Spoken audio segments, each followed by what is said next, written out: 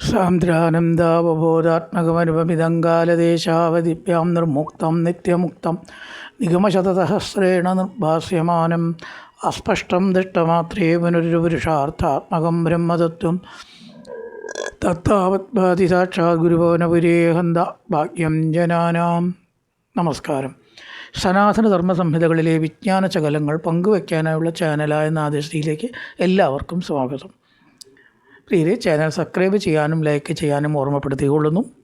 Subscribe ചെയ്ത് like ചെയ്ത് സഹകരിച്ചവർക്കെല്ലാം നന്ദി രേഖപ്പെടുത്തുന്നു. ശ്രീമദ് നാരായണീയത്തിൽ 54, 55, 56 കാളിയമർദ്ദനമാണ്. 3 ദശകത്തിൽ 54ഉം 55ഉം നമ്മൾ അവസാനിപ്പിച്ചു.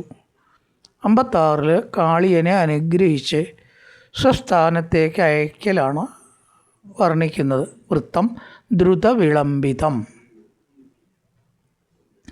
മനോഹരമായി നൃത്തം ചെയ്തു. ദേവന്മാർ പെരുമ്പറ കൊട്ടി പാട്ടുപാടി സംഗീതത്തോടും താളത്തോടു കൂടിയ സംഗീതം, അങ്ങനത്തെ സംഗീതത്തിൻ്റെ അകമ്പടിയോട് കൂടിയിട്ടാണ് ഭഗവാന്റെ നൃത്തം ഉണ്ടായത്.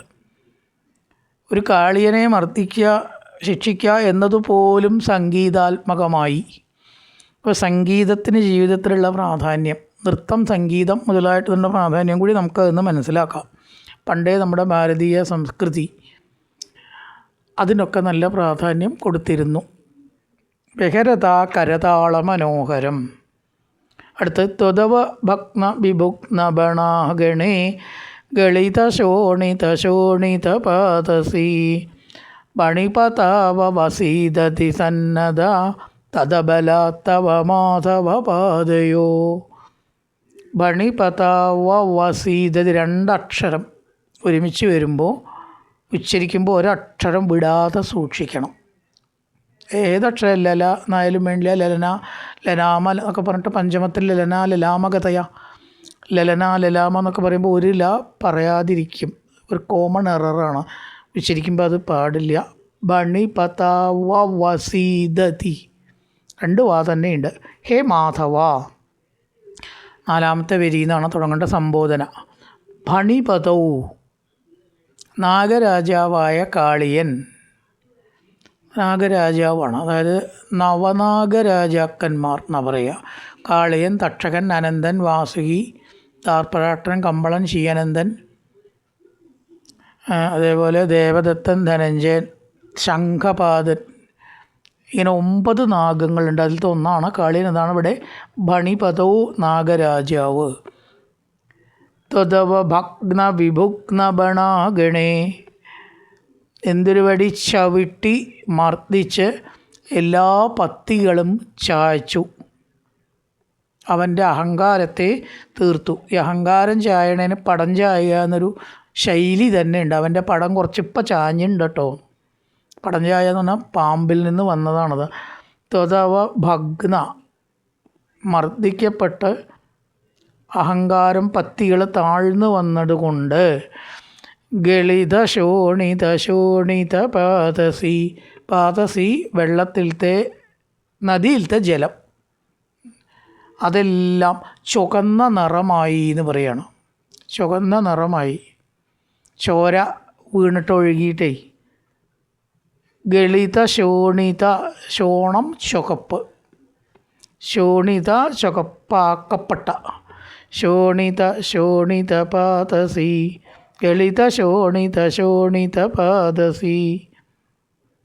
ചോര ഛർദ്ദിച്ച് കാളിന്തിയിലെ വെള്ളമെല്ലാം ചുവന്ന നിറമായി. ഗളിത ഛർദ്ദിക്കുക, ഗളിത ശോണിതം ചോര ഛർദ്ദിച്ചതുകൊണ്ട് അവിടെയെല്ലാം ചോരക്കളമായി. അവസീദതി ക്ഷീണിച്ചിരിക്കെ, കാളിയൻ ക്ഷീണിച്ചു.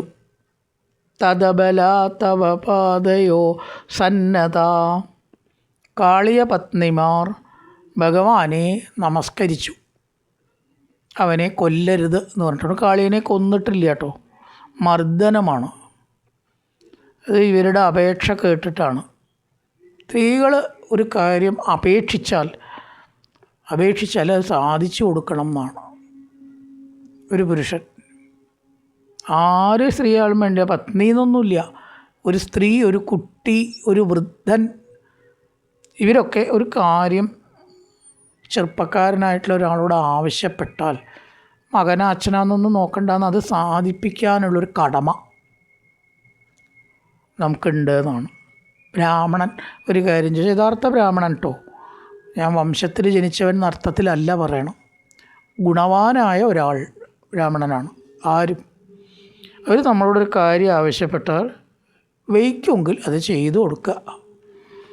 തദബല തവ പാദയോ സന്നദ്ധ, ഭഗവത് പാദത്തെ നമസ്കരിച്ചു അവർ.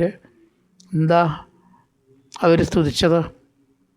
ഐ പുരൈവ ചിരായ പരിശ്രുത ത്വദനുഭാവ വിലീന ഹൃദോഹിത മുനിഭിരപ്യനവാപ്യപദേ തവേർ നുനുവരീശഭവന്തമയന്ത്രിതം. കാളിയൻ്റെ ആ സ്തുതി ഭാഗവത്തിൽ കുറേ ശ്ലോകങ്ങളുണ്ട്, കുറേ ഉണ്ട്. ഇവിടെ അത് ചുരുക്കി പറഞ്ഞിരിക്കുകയാണ്. സ്തുതികളെ പറയാറില്ല നാരായണീയത്തിൽ, ചിലതിങ്ങനെ ചുരുക്കി പറയും. ഹേ ഈശ, ഐ എന്ന് പറഞ്ഞാൽ ഹേ ഭഗവാനെ, മുനിഭി അഭി അനവാപ്യപഥൈ, മുനിമാർക്ക് കൂടി കിട്ടാത്ത, മുനിമാർക്ക് കൂടി ലഭിക്കാത്ത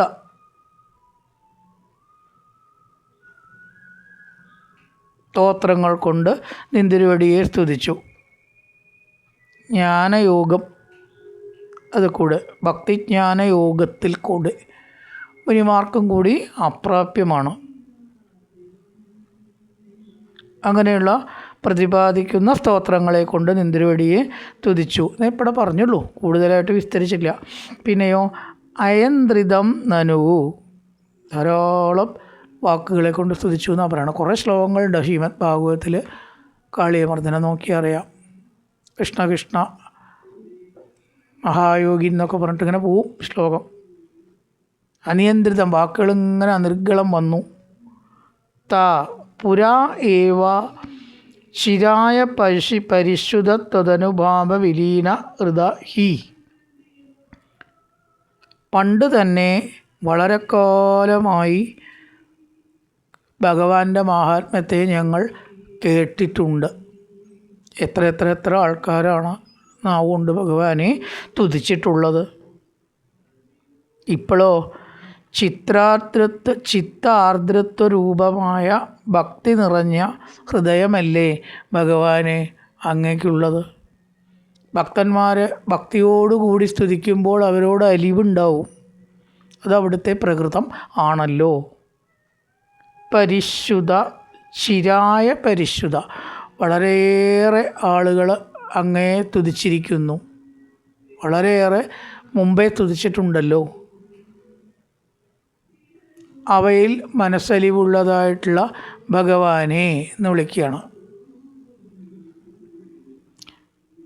നുനുവുരീശ ഭവന്തമയന്ത്രിതം, അയന്ത്രിതം യാതൊരു നിയന്ത്രണമില്ലാതെ, അനിർഗളം, നിലയ്ക്കാതെ എന്നൊക്കെ പറയുന്നതാണ് അയന്ത്രിതം, തുതിച്ചു. തദവ ഭഗ്ന വിഭുഗ്ന ഭണാഗണേ, അങ്ങനെ ചവിട്ടി മെതിക്കപ്പെട്ട പടത്തോടു കൂടിയ ചുവന്ന ചോര ചത്തിച്ച് കാളിന്തിയിലെ വെള്ളം ചുവന്നിരിക്കേ, ഗളിത ശോണിത ശോണിത പാദസി, ശോണിത ചുവന്ന നിറം, ചോര ചത്തിച്ചതിൻ്റെ ആ നിറം വെള്ളത്തിൽ കലങ്ങിയത് കാരണം ബണിപതാവ വസീദതി സന്നദ്ധ തദബലാത്തവ മാധവ പാദയോ, നാഗരാജാവായിട്ടുള്ള കാളിയൻ്റെ പത്നിമാർ ഭഗവാനെ തുതിച്ചു. അവനെ കൊല്ലരുത് ഭഗവാനെ, ഞങ്ങളുടെ ആശ്രയമാണല്ലോ ഭർത്താവ്, അതുകൊണ്ട് അവനെ കൊല്ലാതെ ശിക്ഷ മാത്രം കൊടുത്ത് വിട്ടയക്കണേ എന്നൊക്കെയാണ് അവർ പ്രാർത്ഥിച്ചത്. ഐപുരൈവ ചിരായ പരിശുദ്ധ ത്വദനുഭാവ വിലീന ഹൃദോഹിത മുനിഭിരപ്യനവാപ്യപദേ തവേർ നുനുപുരീശ ഭവന്തമയന്ത്രിതം.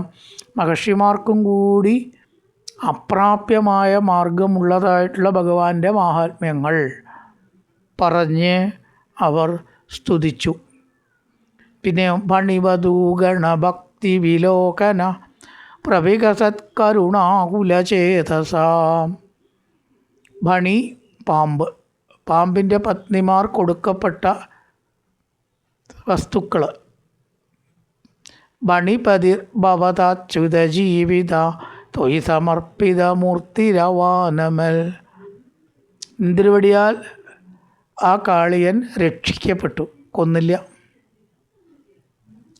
ലേ കാളിയനെ കൊന്നതിനാലോ എന്തേ കണ്ണന് കറുപ്പ് നിറം.